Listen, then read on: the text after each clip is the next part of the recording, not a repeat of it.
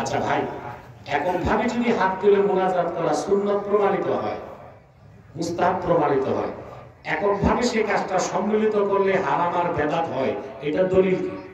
ঠিক ঠিক ঠিক ঠিক কথা বলে দাও। হাদিস শরীফে আসছে আল জিমারু তাওউন আত-তাওয়াফু তাওউন, শয়তানকে মিনাতে পাথর মারা হবে একা একা, তাওয়াফ জামাতে হবে না একা একা। আমরা তো দেখি বাইতুল্লাহ শরীফে একসাথে তাওয়াফ করে একটা দল।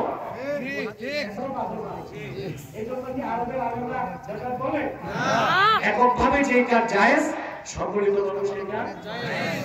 এককভাবে যে কাজ মুস্তাহাব, সম্মিলিতভাবে সেটা কি মুস্তাহাব। যদি সম্মিলিতভাবে কেউ ফরজ ওয়াজিব জরুরি মনে না করে, আমাদের দেশে কি কেউ জরুরি মনে করে না? আসরের পর দেখা যায় ইমাম সাহেব দোয়া করতেছে, বাকিরা চলে যাচ্ছে,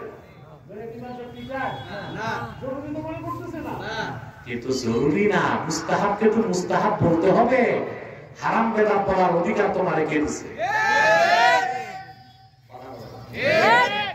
আপনারা ফরজ নামাজের পর দোয়া করা হাত তুলে সুন্নাত, আর সম্মিলিত ভাবে ফরজ নামাজের পর দোয়া করা মুস্তাহাব। বুঝতে পারছেন ভাই? আরেকটা কথা, এখন একটা প্রশ্ন আসে না, টাইম তো অনেক চলে গেছে, এখন একটা প্রশ্ন আসে না যে সব দোয়াতে যদি হাত তুলি তো ভাত খাওয়ার পর তো দোয়া আছে, বিবির কাছে গেল তো দোয়া আছে, লুঙ্গি পাতার দোয়া আছে, তখন যদি হাত তুলে তো লুঙ্গি যায়। দোয়া দুই প্রকার, একটা মুতাওয়ারিদা আর একটা গায়রু মুতাওয়ারিদা। দোয়া যেটা মুতাওয়ারিদা ওইটা কাল ওয়াজাইফ, ওজিফার মতো, জিকিরের মতো, ওইটাতে হাত তোলার দরকার নাই। খাওয়ার পর দোয়া, বিবির কাছে দোয়া, কাপড় পরার দোয়া।